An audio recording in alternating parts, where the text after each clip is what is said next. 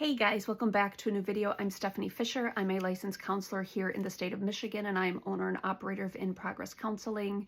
In the last video, we spent time developing maybe there's times I'm not ready yet to make decisions. I could be dysregulated. There could be high emotional distress. If I'm disoriented, it might not be time to make decisions. And sometimes it comes down to if I have this big energy buildup or this big volatility in my system, what can I do to burn off some of the energy? And so that's our conversation today. Now, for those who might be more like depression affective, or their system down regulates or slows down when they're overwhelmed, even as I say this, today's topic might feel really frustrating because sometimes this immobilization can happen where I don't feel like I can move. I don't feel like I can do anything. And I will say to someone, I understand that that's part of the complexity in your decision making.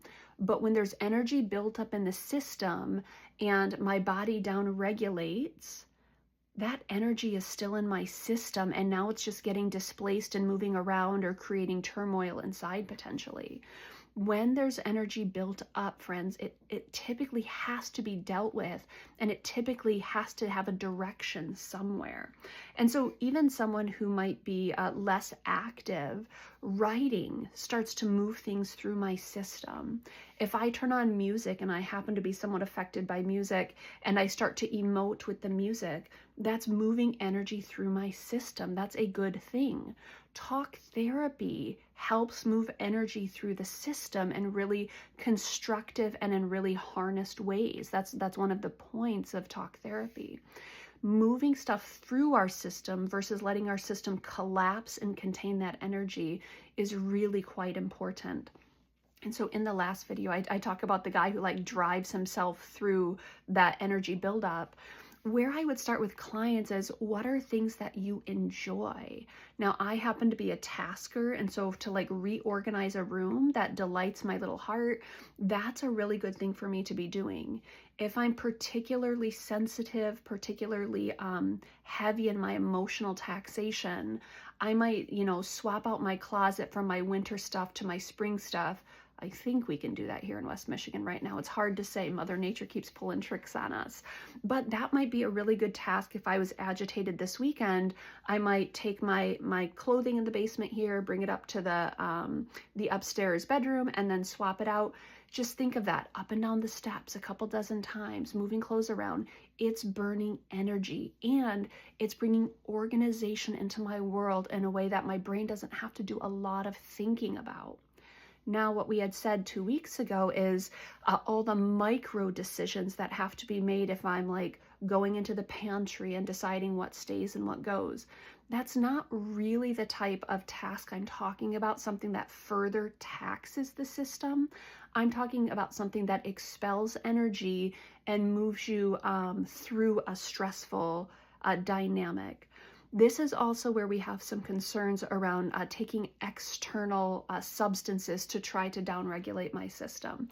So what I'm talking about is moving energy so that, number one, my body doesn't collapse, my mind doesn't collapse, and I'm still kind of containing that energy that can feel very anxious and very chaotic. I'm also not using an external substance to downregulate my system, because that can actually make me very vulnerable. Now, we all have our strategies, our coping strategies, and we all have ways we work through stuff. What I'm offering here is energy moving through us is really important. Taking a walk can clear my agitation if I'm willing to go for a half hour or 45 minutes at a brisk pace in the fresh air. That's really, really good for dissipating energy.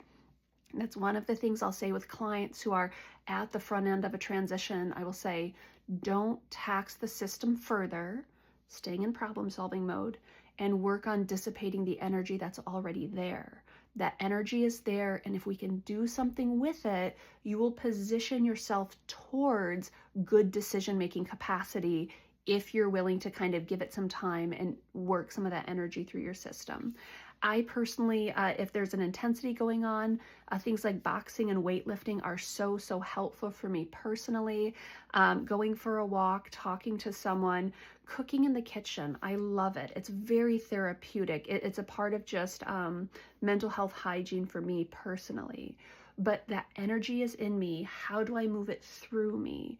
We've talked about that today.